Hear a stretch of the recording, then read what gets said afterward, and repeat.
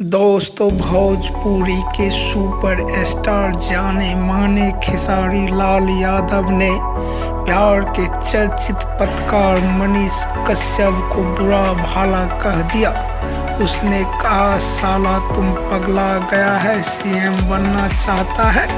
क्या है खबर की पूरी जानकारी हम आपको इसी वीडियो में आगे बताएंगे।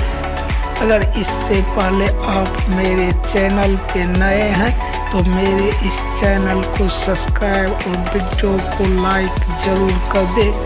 जी हाँ, आप लोग ने सही सुना। बिहार के चर्चित पत्रकार मनीष कश्यप पर भोजपुरी के सुपर स्टार खेसारी लाल यादव ने बोला, तुम होश में आओ।